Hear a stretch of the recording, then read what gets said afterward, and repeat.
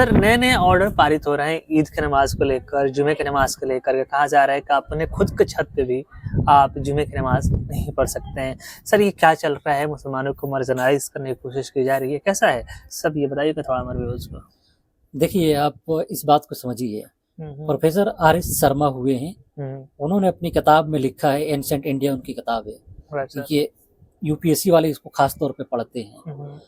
कि gross injustice हुँ, यानी प्राचीन काल से ही भारत में ग्रॉस यानी बड़े स्तर पे नाइंसाफ़ी रही है।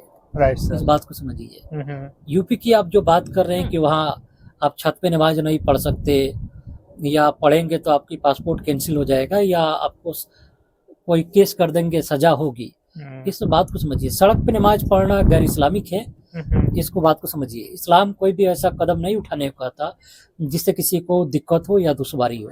Right sir. लेकिन इस्लाम सोशल जस्टिस की बात करता है। हाँ, इसीलिए इस्लाम ने वक़्फ़ की सिस्टम को लाया। Right sir. जिसके पास ज़्यादा ज़मीन हो, हाँ, जायदाद हो, हाँ, ज़रूरत से ज़्यादा हो तो वो अल्लाह के नाम में गरीबों के लिए दे सकता है। Right sir. वक़्फ़ क्या है? प्रोफ़ेसर इरफ़ान हबीब की किताब है।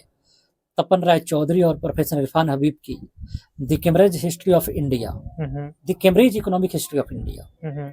उसमें है कि वक़्फ़ से रिलेटेड आता है मदरसा, राइट सर। मस्जिद, हुँ, हुँ। दरगाह, खानकाह, कब्रिस्तान, राइट यही सर। तो आते हैं। हुँ। अब मुसलमानों की वक़्फ़ की ज़मीनों को सिस्टमैटिक तरीके से अंग्रेज़ों के ज़माने से लेके हाँ, हाँ। और अब तक हाँ, सिस्टमैटिक तरीके से उनके ज़मीनों को कब्जे में लिया गया।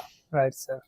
अब जब कुछ रहा ही नहीं, हुँ, हुँ। उनकी ईदगाह, मस्जिद, मदरसे, हुँ, तो वो जाएँगे कहाँ? हुँ, इसीलिए वक़्फ़ की ज़रूरत है हुँ, ताकि कब्रिस्तानों को बचाया जा सके। हुँ। आप प्रेमचंद की एक कहानी पढ़िए सदगति, राइट सर।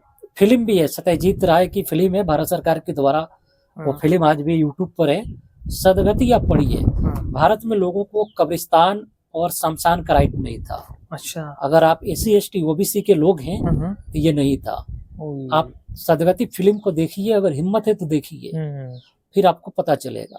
राइट लेकिन सर। भारत में इस्लाम ने सोशल जस्टिस का कंसेप्ट दिया। हुँ, यहाँ के गरीबों, लाचारों, मजबूरों के लिए खानकाहों, दरगाहों में एससी, एसटी, ओबीसी के लोगों को पढ़ने के लिए, कब्रिस्तानों में उन्हें दफ़न करने के लिए हुँ, या उन्हें नमाज़ वगैरह पढ़ने के लिए ईदगाह और मस्जिद बनाए गए। Right sir. जब ये सब नहीं बचेगा हुँ, या उन्हें कब्जे में कर लिए जाएँगे, हुँ, हुँ, तो अभी तो कहा जा रहा है कि छत पे नहीं पढ़ सकते। हुँ। कल कहा जा रहा है कि कहीं तुम घर में कहीं नमाज़ ना पढ़ लो। हाँ, रोड पे मत पढ़िए, हम इसके सपोर्टर नहीं हैं। Right sir.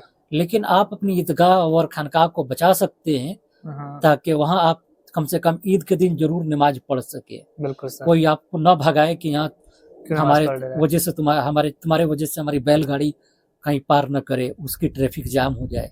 हुँ, तो ये हुँ, काफ़ी सोचने और समझने की बात है। बिल्कुल सर। तो दोस्तों देखा सर ने कैसे आपको इम्पोर्टेंट फैक्ट बताए। इसी तरह की वीडियोज़ देखने के लिए हमारे चैनल से जुड़िए और हम आपके लिए आवाज़ उठा